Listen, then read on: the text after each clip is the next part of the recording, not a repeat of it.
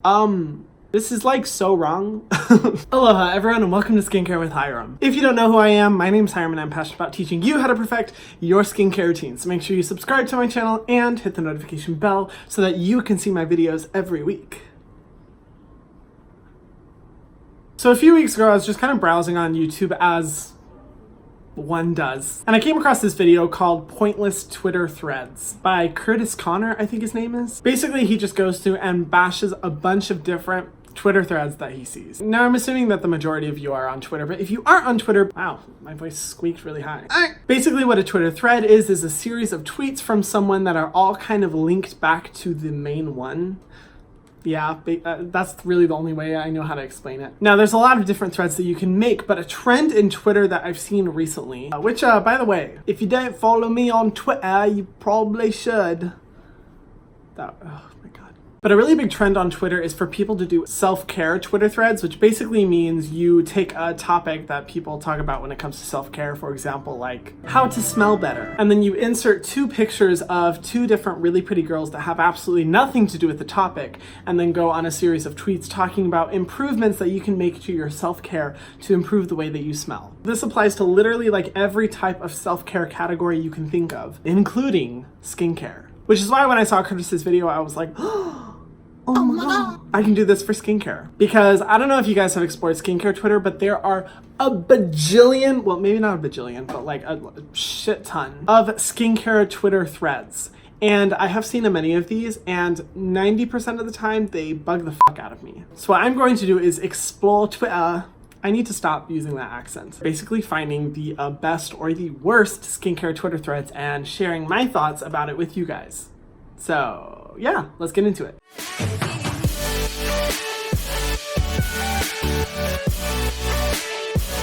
So I have my computer set up like right in front of me. So if you notice me looking down, it's because my computer's there. Right off the bat, I just want to say that I'm trying not to make this video super shady because the majority of you guys probably found me from my Kylie skin video, and that was a little shady. As I go through these Twitter threads, this is no disrespect. I just wanted to create this video to show that sometimes doing your research can be a little bit beneficial. I am certainly not saying that I am the most knowledgeable person when it comes to skincare. Absolutely not. I know so little and I have a lot to learn. You know, I'm gonna scoot over here so I can throw up the screenshot. So the first one is by Lovey Dovey Tips, T1PS, you know, same thing. No pimples. Apply tea tree oil to your pimples with a Q-tip and they will be gone in the morning. So this is something that's used by a lot of people, and I know if I share my personal thoughts, I will be roasted in the comment section below. But I'm personally not a fan of using tea tree oil very often. If you haven't seen my videos on fragrances and essential oils, I kind of go into detail there, but tea tree oil is extremely concentrated and exposing your skin to a lot of drying alcohols. But you know, for this one, we're starting off pretty good. This isn't too bad. The second thing, no dark spots. Apply aloe vera gel, oh my God, I can't say aloe vera. Oh, I said it. Woo. Let's apply aloe vera gel to your face and rub it in gently, then wash it off your face in the morning. What? I don't know how she thinks aloe vera gets rid of dark spots. One of the major concerns that I get asked about every single day is how do I get rid of my dark spots? And as someone who kind of struggles with dark spots from time to time as well, you probably know that it is fucking crazy difficult. That shit will not come off your face. Challenging to get rid of a dark spot. And this person seems to think that just rubbing aloe vera gel on your face is going to get rid of it.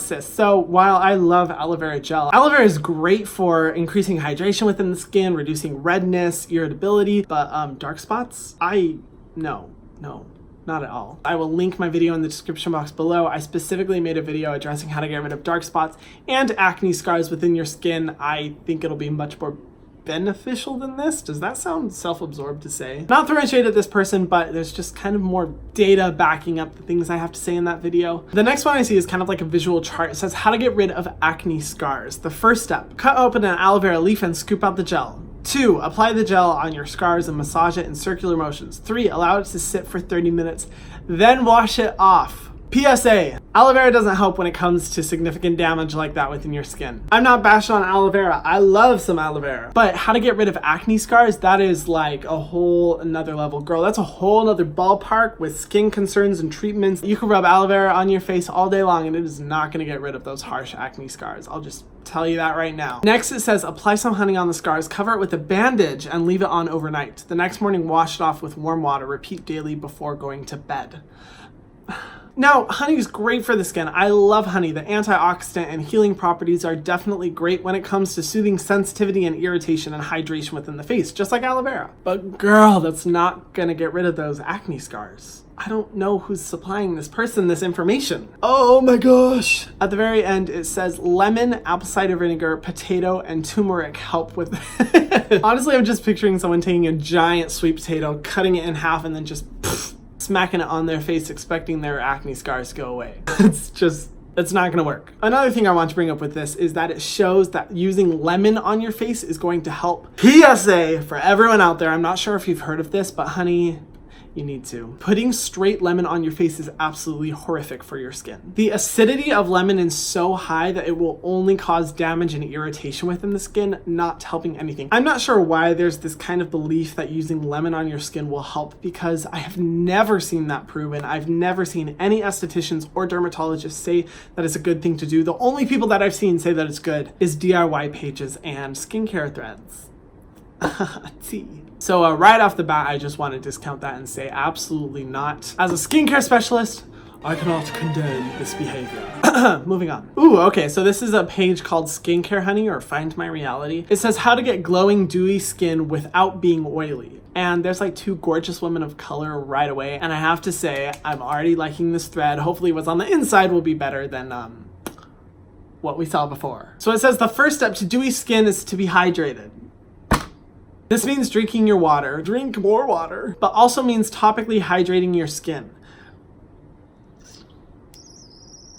So I actually made a video about this, talking about if drinking water actually helps your skin. And I will say to all of Twitter, listen up. Contrary to common belief, drinking a lot of water does not get rid of acne and does not improve the dewiness of your skin. Yes, if you are extremely dehydrated, I'm talking like laying on the desert floor in Death Valley, yeah, your skin's gonna improve a lot when you drink water, but besides that, there is not really scientific proof backing up the statement that drinking more water helps the hydration of your skin. I made a whole video about this, so you can go and leave your hate comment over there. She goes on to say, focus on looking for products that contain humectants to pull water into your skin from its surroundings.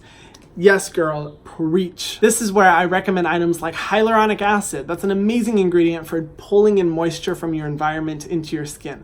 Moisturizers, serums, these are all great things for hydrating your skin, way more so than drinking a few extra glasses of water a day will. If you do have oily skin, you may want to regulate your sebum production. One of my favorite things to use is a niacinamide and zinc serum. Ooh, this girl knows what she's talking about. Okay, I see you, skincare honey. It can help minimize the appearance of pores and help prevent breakouts, since it helps to keep your sebum regulated instead of thick. I don't know what the last part meant, but yes, absolutely. Niacinamide and zinc are incredible for the skin. I'm definitely gonna keep following her page. Next up is ooh, who dat? Sir, I don't know who you are, but you're gorgeous. He cute, he real cute. Anyway, sorry. I drink water. LOL, nah. I use Cetaphil bar soap daily, nightly, and exfoliate 2 times a week with St. Ives apricot scrub. I feel like everything in the skincare community always comes back to whether scrubs are good for your skin or not. First off, I want to say, Antonio, you look amazing. The transformation is like incredible, and whatever you're doing, you seem to be doing a good job. But I have to say, personally, I am not a fan of the St. Ives scrubs. I find that it can be far too abrasive for the skin, cause inflammation and redness and damage down the road. It's just not what I would go for. But I also think that this is a really good example of skincare working for some people and not for others. Obviously, what he's doing has worked so well for him, so at the end of the day, I can't really bash St. Ives too harshly because he's seen dramatic results. But personally, I'm gonna stay the f*** away. Except for Antonio, he can stay. Next is like a drawing that says detox water for clear skin. Lemon, liter water, ice cubes, half a watermelon, and 10 mint leaves. This is like so wrong. Now, the word detox in the health community is kind of like a trigger word, and honestly a word that does not have much scientific data backing it up. Anything that says detox on it, people are just like, oh my gosh, I need it, because they're thinking that it's gonna get rid of all their acne, it's gonna make their skin glowy, they're gonna have no problems, and that's just not right. I feel like a lot of times people just think that if they just throw in some natural ingredients into a product that it's gonna detoxify the skin. Which brings me to a point that I wanna make. A lot of people think that skincare is better when you use natural ingredients. Like, instead of buying this product from the shelf, I'm just gonna go home, grind up some fruits and put it on my face and it's gonna be great. I just wanna say that natural ingredients can be highly irritating to the skin, and not only that, why would you go home and cut 2 cucumber slices and put them on your eyes when you could go to the store and find a product that has increased the concentration of the cucumber benefits to the 1000th degree, all while minimizing any negative reactions you may have? It just doesn't really make sense to me. The whole trigger words of natural and detoxifying are just really just that, trigger words. They don't have much data backing up the effectiveness of them, and because of that, I'm gonna say that this post is wrong. Don't believe everything you see. Overall, I want to say that skincare is individualistic. What I like may not reflect what you personally like or what other people like, but I think there is something to be said when it comes to education about skincare ingredients and products within the community. Many people on Twitter and in these threads feel like if they create a pretty animation with pretty pictures that it's going to justify whatever they're saying, but in reality, it's just not true. Unfortunately, we're at a time where skincare is extremely popular, yet education surrounding skincare is not as popular, which is why I've created my YouTube channel to help you guys really understand what's in your products, what's going on in your face, if it's good or not, all that shit. And while I do commend some of these creators for promoting content, helping their followers improve their skin, I feel like the majority of times I come across these Twitter threads, it's just to get views and followers, not really focusing on what's truly beneficial to their skin. And that's obvious by the lack of scientific data backing up their statements. What do you guys think? Comment down below like the craziest like skincare thread statements that you've seen being made, or just like assumptions made in the skincare community about what's good for your skin and what isn't, because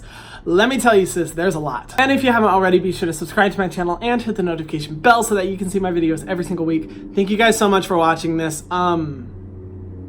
Yeah, I'll see you in the next video. Mwah.